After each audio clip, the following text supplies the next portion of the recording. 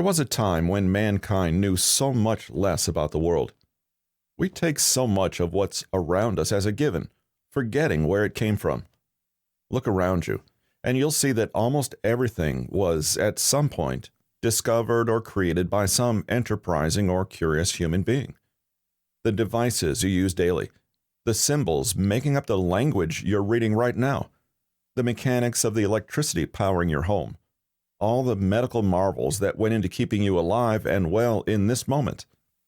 Ignore the fact that someone once had to look at a cow and decide, I'll try to drink whatever comes out of these pink things. Each of these accomplishments had to be fought for and won, one tiny step at a time. Much of what our modern world is made of comes directly from the diligent effort of people working to understand the universe and create their own inventions. All this scientific and technological progress was made not simply by sheer force of will or strength, but by using the scientific method and seeing the world in a way that prioritizes rational argument founded on sound, empirical, or logical data. In other words, the experiment is a mental tool so immense, so valuable, and so central to the survival of our species that it's hard to imagine where we'd be without it. It takes us from point A to point B, and it lets us know that we are directly affecting the world we inhabit. Instead of cowering in the face of the unknown, the experiment allows you to systematically and logically ask questions of the world around you and make sense of the answers. It's a tool to gradually pull back ignorance and reveal useful facts and information, unearth new possibilities, or show us where we've made an error. Of course, in this classical view, you may be thinking of the quintessential experiment, a scientist in a lab poking around with test tubes or wires, or a clinical trial for a new medication. The truth is, we conduct experiments all the time, formally and informally, consciously and unconsciously. Anytime we deliberately manipulate conditions around us and carefully note the outcome, we're doing an experiment.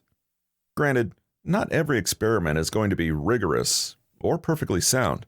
Nevertheless, experimentation is a method of patterning and understanding our encounters with the world. The concept behind this book is that some of the best experiments can be done with nothing more than your mind. Eons ago, humans had to learn things the hard way. If you wanted to know if a berry was poisonous or not, you ate it and hoped for the best. But if you survived, everyone could learn from your actions without having to incur any risk themselves. Gradually, people could build on what they already knew so that less and less had to be done concretely out there in the world. This is somewhat less efficient, and such experiments cannot always be seen. Thought experiments are conducted in a similar spirit.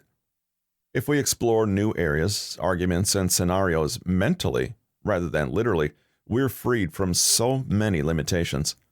What would be impossible or impractical to do physically is possible with nothing more than careful thought. Thought experiments are not subject to any moral or natural laws, can be done relatively quickly, and have, for the most part, no real-world consequences. Their strength is that they give us the opportunity to fully flesh out certain hypothetical possibilities without committing to them practically. They allow us to discover aspects of ourselves we might not have otherwise, and think of the ramifications of certain possible acts long before we are technologically capable of them.